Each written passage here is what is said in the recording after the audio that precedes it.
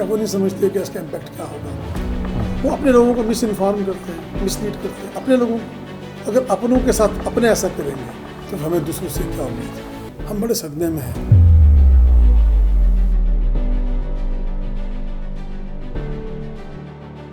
उन शहर खाली हो गए, यहाँ से लोग सेफर प्लेसेस पे चले गए।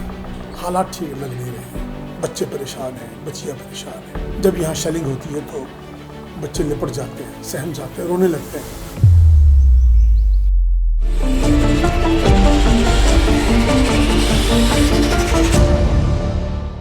नमस्ते, मेरा नाम अनिल शारदा है। इस वक्त हम लोग पुंज में हैं मॉल्टिक्स की टीम के साथ और बेहद ज़रूरी एक विषय पे आपसे बातचीत करना चाहता हूँ। कारी मोहम्मद इकबाल के बारे में, जो 7 तारीख को पाकिस्तान की ओर से जो बॉम्ब शेलिंग हुई उसमें वो शहीद हो गए, उनका देहांत हो गया और पूरी भारतीय मीडिया ने उन्हें आतंकवादी घोषित कर दिया। कैसे कर दिया, क्यों कर दिया? उस इंसान को, उस भारत के मुसलमान को, जिसे बाद में जम्मू कश्मीर पुलिस ने ये प्रूफ दिया कि वो हमारे हिंदुस्तान के मुसलमान हैं और उनका कोई भी इस तरह का ट्रैक रिकॉर्ड नहीं है।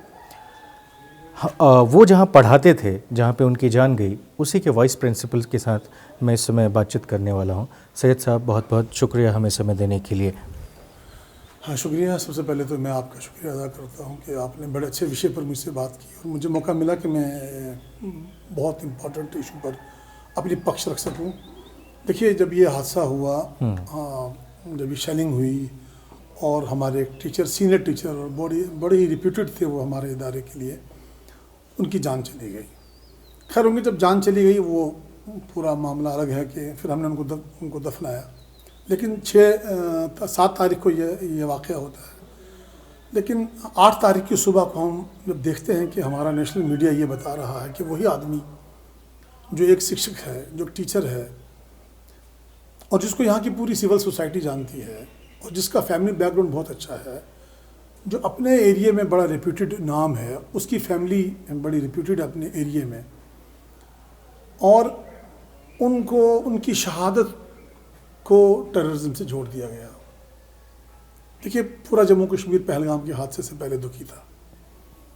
फिर उस दिन हमारे शहर में ऑलमोस्ट 1 दर्जन के करीब लोग मारे गए। ऊपर से हमें भी सदमा पहुंचा। सिर्फ वो नहीं, बल्कि उनके साथ हमारे एक और टीचर है, उनके सगे भाई मारे गए, अपने मकान में वो थे। हमारी एक फीमेल टीचर थी, उनका बच्चा छोटा मारा गया। तो हमारा पूरा इदारा सदमे में था। और 8 तारीख को हम देखते हैं कि हमारे टीचर को लश्कर तैयबा का, जैश मोहम्मद का, मुझे पता नहीं एक्यूरेट किससे उन्होंने एफिलेट किया उसको, और ये बताया कि वो मास्टरमाइंड थे पुलवामा हादसे के भी। बड़ा दुख हुआ। एक हिंदुस्तानी होने के नाते हमें इस पट्टी से बहुत प्यार है। हम LOC में रहते हैं। हमें देशभक्ति का किसी से सफ्टेक नहीं चाहिए। यहाँ की सेना, यहाँ की पुलिस, यहाँ का इंटेलिजेंस, यहाँ के लोग, हर बरादरी का आदमी इस इंस्टीट्यूट को भी और उन कारी साहब को भी जानता है। सिटी में जहाँ पर वो रहते थे, वहाँ के जो हिंदू सिख उनके जो नेबरर्स हैं, आप उनसे मिलिए, उनसे बात कीजिए। वो रो रहे हैं। वो उनका रोना नहीं थम रहा है जो उनके नेबरर्स थे। और उस आदमी को आपका क्या पैरामीटर है, न्यूज़ कैसे जाती है, उसकी स्क्रीनिंग कैसे होती है, वेरीफाई कैसे होती है, मुझे समझ में नहीं आता। मैं एक चीज़ और आपसे समझना चाहता हूँ कि कारी मोहम्मद इकबाल साहब कैसे इंसान थे, कहाँ से आते थे, क्या पढ़ाते थे, और जिस दौरान उनकी मौत हुई, शहीद हुए, वो कहाँ, कौन सा जगह था? बेसिकली तहसील हमारे यहाँ चार तालुके हैं। मंडी तालुका से वो आते थे और उनका गांव बायला था और वो यहाँ 2004 से पढ़ाते थे। लगभग 46 ईयर के वो थे। जहाँ तक उनका पर्सनल करैक्टर था, बहुत ही खामोश आदमी, बहुत ही शरीफ आदमी, बहुत ही जेंटलमैन आदमी, बहुत हमारे इंस्टीट्यूट का लायल आदमी। मैनेजमेंट में कभी इंसान स्टाफ को कुछ कहता है, दाड़ा मारता है वगैरह वगैरह, तो वो कभी सर उठा के बोलते नहीं थे। और उन्होंने शहर में मकान बनाया था। उनके आसपास में जो ज़्यादातर हिंदू और सिख फैमिली रहती है, हमसे ज़्यादा वो सदमे में है। तो एक बहुत ही साधारण आदमी, एक टीचर, पढ़ाने वाला आदमी, और उसकी पाक फाइलिंग से मौत हो जाती है, उस शहीद को आतंकवादी कह देना। मैं ये पूछता हूँ, किस धर्म, किस नियम का पालन हो रहा है? मुझे तो लगता है हर धर्म में हमें ये बताया गया है कि आपको मरने के बाद हर सवाल का जवाब देना पड़ेगा। मेरे वो मित्र मीडिया के, वो मीडिया हाउसेस जो जिनके कंधों पर बड़ी जिम्मेदारी है इस मुल्क की, वो ऐसा क्यों करते हैं? क्या वो नहीं समझते कि इसका इम्पैक्ट क्या होगा? वो अपने लोगों को मिस इन्फॉर्म करते हैं, मिसलीड करते हैं अपने लोगों को। तो अगर अपनों के साथ अपने ऐसा करेंगे तो हमें दूसरों से क्या उम्मीद? हम बड़े सदमे में हैं। इस समय पुंछ के जो हालात हैं आपकी नज़र से कैसे हैं और किस तरह की मतलब स्थितियां यहाँ पे पनपी है आम नागरिकों के बीच में? पुंछ शहर तो खाली हो गया, पुंछ शहर खाली हो गया। यहाँ से लोग सेफर प्लेसेस पे चले गए, हालात ठीक लग नहीं रहे हैं, बच्चे परेशान हैं, बच्चियाँ परेशान हैं। जब यहाँ शेलिंग होती है तो बच्चे लिपट जाते हैं, सहम जाते हैं, रोने लगते हैं। हमारे बच्चे बर्दाश्त नहीं कर पाते ये आवाज़ें। हमने 71 की जंग में, 65 की जंग में, 91 की कारगिल की जंग में, या यहाँ पर मिलिटेंसी हुई तब में, ये सबसे पीसफुल सिटी था पुंछ। 98 सब में, जब यहाँ बड़े बड़े स्टेट में जो कुछ भी हुआ, वार्स हुई या जो यहाँ मिलिटेंसी थी, ये सबसे पीसफुल सिटी है, सबसे पीसफुल सिटी। लेकिन 2025 में आज पहली बार हमारे पुरखे भी कहते हैं कि ऐसा वक्त पुंछ के लोगों ने, पर्टिकुलरली पुंछ के शहर के लोगों ने नहीं देखा।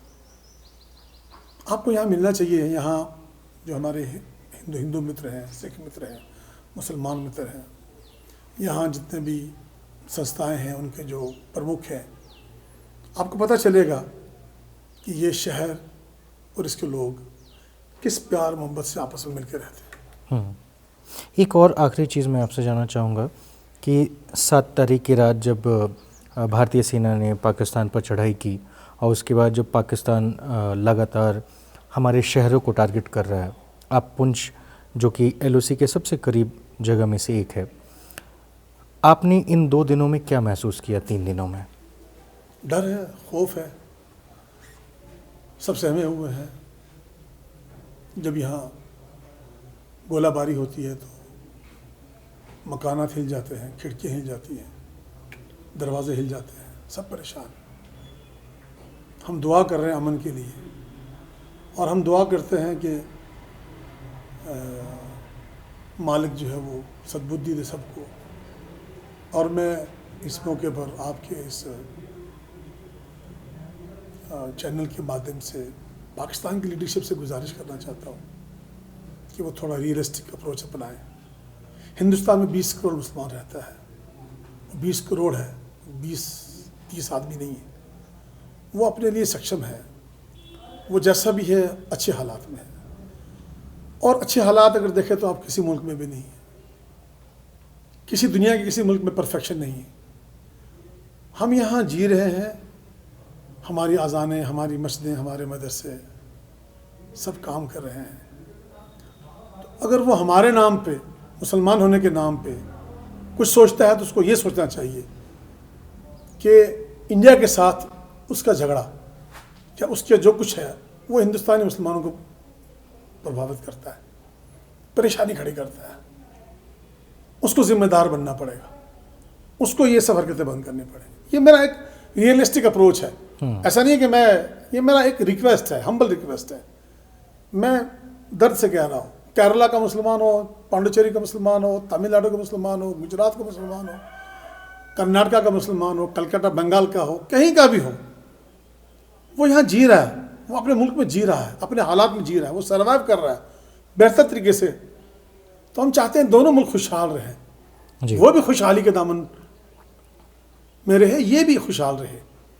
जो कुछ इंडिया के लोगों को इसका अंदाज़ा नहीं हो सकता हमारा जीवन कैसा है, ये दूर से अच्छा लगता है, ये सब बातें दूर से अच्छी लगती हैं।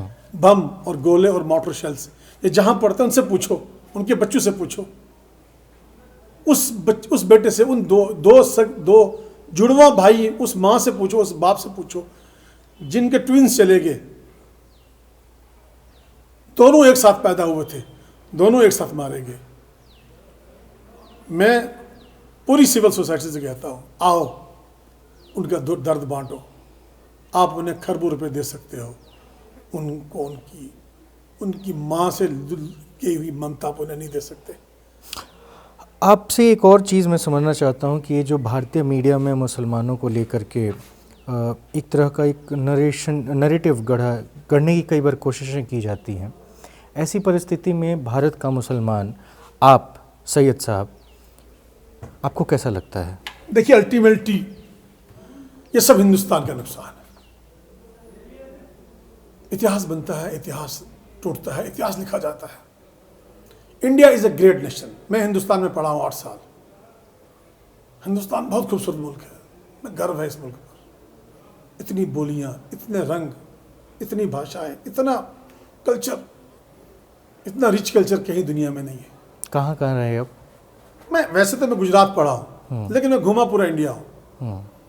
इस सुंदर से मुल्क को हम अपने हाथों से क्यों उजाड़ रहे हैं? इस 20 करोड़ मुसलमान को आप समुंदर पे फेंक सकते हैं तो फेंक दीजिए, वो तो एक हल है। लेकिन ऐसा नैरेटिव बनाने वाले क्या चाहते हैं, और जो वो चाहते हैं वो इम्पॉसिबल है उनके लिए अचीव करना। वो हमेशा ये चीज़ कहते रहते हैं कि जो कश्मीर का मुसलमान है वो भारत का मुसलमान खुद को नहीं मानता है, भारत को अपना देश नहीं मानता है। आपके क्या विचार हैं? क्या मतलब उनको मतलब क्या चाहिए उनको? जब मैं आपसे 10 बार सवाल करूँगा, आप हिंदुस्तानी हैं, आप हिंदुस्तानी हैं, तो आपको गुस्सा चढ़ जाएगा। एक बार तो आप कहेंगे ठीक है, हाँ बिल्कुल मैं, लेकिन जब मैं 10 बार आपसे पूछूंगा, आप तो हिंदुस्तानी है ना, तो आपका तो नाम हिंदुस्तानी है, आप तो प्योरली इंडियन है ना, मान लीजिए मैं नहीं हूँ, आप तो प्योरली इंडियन है, मैं आपसे 10 बार पूछूंगा, आपको गुस्सा चढ़ेगा नहीं चढ़ेगा? तो आप इरिटेट होकर क्या करेंगे? सरकारें माएँ बाप होती हैं, मेजॉरिटी जो है वो बड़ा भाई होता है। इस मुल्क को मेजॉरिटी नहीं चला रहा है, वही चला रहा है, उसी के पास है, उसी ने देखना है इस मुल्क को। हम उनके छोटे भाई हैं, वो हमारे बड़े भाई हैं, वो हमें संभालेंगे। हम गलतियां करेंगे, वो हमें संभालेंगे। हमको अगर कुछ गलत करेंगे वो थोड़ा सा नज़रअंदाज कर देंगे, कोई बात नहीं यार, छोटा भाई है ना। देश चलाना है, मुल्क चलाना है, इसका फ्यूचर बहुत ब्राइट देखना है ना। तो बात बात पर झगड़े होते रहेंगे, लड़ते रहेंगे, बात बात पर, छोटी बात पर भी, मोटी बात पर भी, हर बात पर भी, ऐसे देश चलेगा?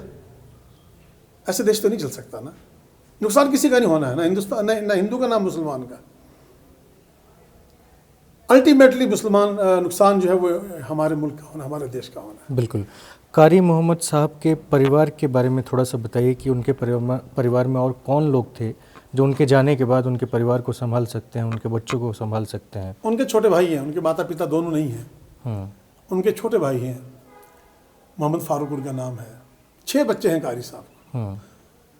अगर आप उनको 6 को देख जाएंगे, आप उनको देखेंगे तो आपको रोना आ जाएगा। उनका भोलापन, उनके यतीम होना आपको रुला देगा। और उनकी फैमिली को गर्व है, वो आज भी कहते कोई बात है देश के लिए, लेकिन उसके बाद जो कुछ उनके साथ हुआ वो इतना बड़ा सेटबैक है। अब कितनी कीमत आप दे दीजिए, वो जो एक दाग लगा दिया ना, वो शायद धुले आप। ठीक है, शुक्रिया सैयद साहब हमसे बातचीत करने के लिए। कारी मोहम्मद इकबाल साहब को लेकर के भारतीय मीडिया ने जिस तरीके से परपंच फैलाया, हर तरीके से न्यूज़ मीडिया में दिखाया, उसे ही जानने के लिए, समझने के लिए हम यहाँ पे मौजूद हैं और इनसे हमने जाना। यदि फिर भी इस तरीके से किसी को लगता है तो जम्मू कश्मीर पुलिस का बयान जाके पढ़ लेना चाहिए, और नहीं तो यहाँ पर आके एक बार पता कर लेना चाहिए। फ़िलहाल इस वीडियो में इतना ही। मेरा नाम अनिल शारदा है। हम अब भी जम्मू कश्मीर में मौजूद हैं, पुंछ में मौजूद हैं, और आपको सारी अपडेट देते रहेंगे। बहुत बहुत धन्यवाद।